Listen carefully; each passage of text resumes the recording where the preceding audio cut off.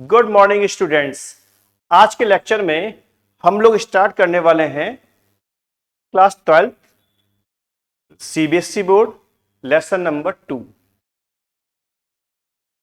Lesson number 2 का नाम क्या है?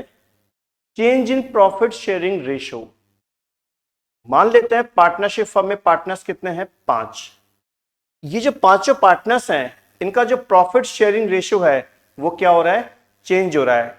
दैट मीन्स पहले इनका प्रॉफिट शेयरिंग रेशियो अलग था और फ्यूचर में इनका प्रॉफिट शेयरिंग रेशियो क्या होगा? अलग होगा। तो बेसिकली इस चैप्टर में जो पार्टनर्स हैं उनका प्रॉफिट शेयरिंग रेशियो क्या हो रहा है? चेंज हो रहा है। चलिए चैप्टर को आगे कंटिन्यू लेने से पहले एक छोटा सा कॉन्सेप्ट। जब भी हम पार्टनरशिप बिजनेस स्टार्ट करते हैं तो हम लोग क्या बनाते हैं? एक एग्रीमेंट बनाते हैं। पार्टनरशिप एग्रीमेंट में किसी भी तरह का कोई भी चेंज हो तो पुराना वाला एग्रीमेंट क्या हो जाता है? पूरी तरीके से खत्म हो जाता है और उसकी जगह जो नया वाला एग्रीमेंट है वही इंप्लीमेंट होगा, वही लागू होगा। तो एक बात ध्यान रखिए आप लोग, अगर पार्टनरशिप एग्रीमेंट में किसी भी तरह का कोई भी चेंज होगा तो वो चेंज होने की कंडीशंस क्या है वो सबसे पहले हम लोग डिस्कस कर रहे हैं। तो 5 कंडीशंस हैं जो हमें ध्यान में रखनी है। पहली condition, change in profit sharing ratio, यानी जितने भी पार्टनर्स हैं अगर उनका प्रॉफिट शेयरिंग रेशियो चेंज होगा तो यह बात ध्यान रखना कि पार्टनरशिप एग्रीमेंट नया बनेगा। Second, admission of a new partner, अगर आप आपकी पार्टनरशिप फर्म में किसी पार्टनर को एडमिशन देंगे तो भी हमारा एग्रीमेंट नया बनेगा। Third, retirement of A partner, अगर आपकी पार्टनरशिप फर्म से कोई एक पार्टनर छोड़ के चला गया तो भी आपका जो एग्रीमेंट है वो नया प्रिपेयर होगा। Fourth, death of A partner, अगर किसी भी पार्टनर की डेथ हो गई तो नेचुरल बात है उसको आपकी पार्टनरशिप फर्म छोड़नी पड़ेगी, तब भी आपका जो एग्रीमेंट होगा वो नया प्रिपेयर होगा। Last, amalgamation of 2 partnership firm, amalgamation का मतलब क्या हुआ? 2 अलग अलग पार्टनरशिप फर्म है। पहली जो पार्टनरशिप फर्म है उसमें पार्टनर्स कौन है? A and B. दूसरी जो पार्टनरशिप फर्म है उसमें पार्टनर्स कौन है? सी और डी। यानी दोनों पार्टनरशिप फर्म क्या है? अलग अलग है।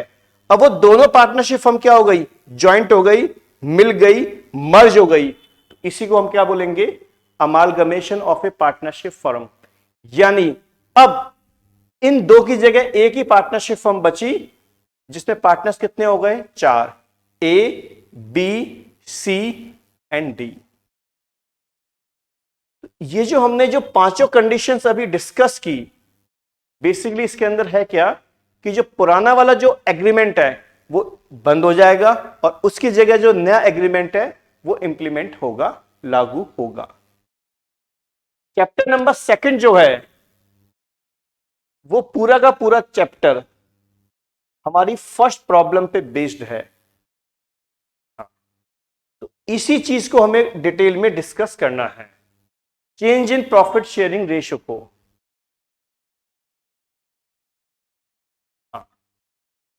अब adjustment required at the time of change in profit sharing ratio, यानी जब पार्टनर्स के बीच में उनका प्रॉफिट शेयरिंग रेशियो क्या होता है? चेंज होगा, तो कौन कौन से एडजस्टमेंट हमें करने होंगे? ये 5 एडजस्टमेंट हमें करने होंगे। जो सबसे पहला एडजस्टमेंट है वो हमें सैक्रिफाइसिंग रेशियो और गेनिंग रेशियो की कैलकुलेशन करनी होगी। क्यों? मान लेते हैं पार्टनर्स कितने हैं? 3, ए, बी, सी। पहले उनका रेशियो क्या था?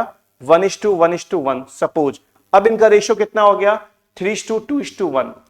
यानी अगर पार्टनरशिप फर्म में जितने भी पार्टनर्स हैं उनका अगर रेशियो चेंज हो जाता है, यह बात तय है किसी पार्टनर ने सैक्रिफाइस किया है और किसी पार्टनर ने गेन किया है। तो सबसे पहले हमें क्या निकालना होगा? सैक्रिफाइसिंग रेशियो और गेनिंग रेशियो, इसको निकालने का जो प्रोसेस है वो हम लोग अगले लेक्चर में डिस्कस करेंगे।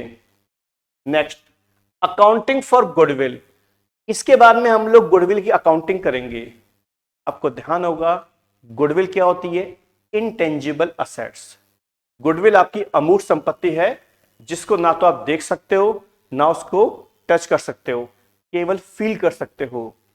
तो गुडविल का जो अकाउंटिंग का जो प्रोसेस है वो भी हम लोग आगे वाले लेक्चर्स में डिस्कस करेंगे।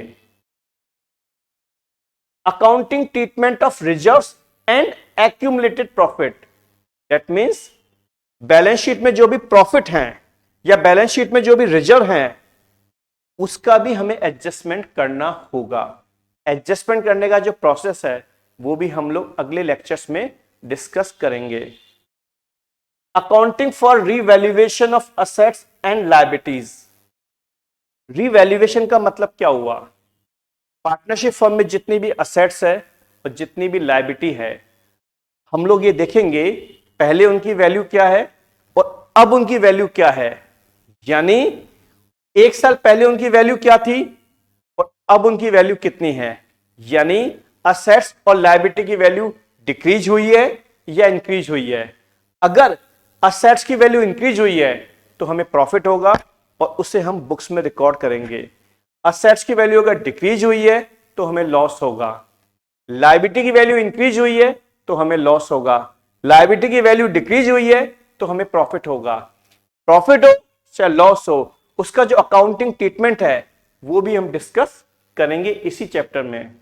Last, adjustment of capital account, जो हमारे कैपिटल अकाउंट हैं यानी पार्टनर्स कितने हैं, 3, ए बी सी, उनकी जो कैपिटल है उसमें भी हम लोग एडजस्टमेंट का प्रोसेस डिस्कस करेंगे। तो इस पूरे के पूरे चैप्टर में हमें ये 5 प्रॉब्लम्स डिस्कस करनी है और इस चैप्टर में हमें कम से कम 20 लेक्चर्स देने ही पड़ेंगे। ये चैप्टर समझने के बाद में आपके लिए एडमिशन, रिटायरमेंट और डेथ को समझना बहुत ही आसान हो जाएगा। इनके जो प्रैक्टिकल क्वेश्चंस हैं वो हम लोग अगले लेक्चर से डिस्कस करेंगे।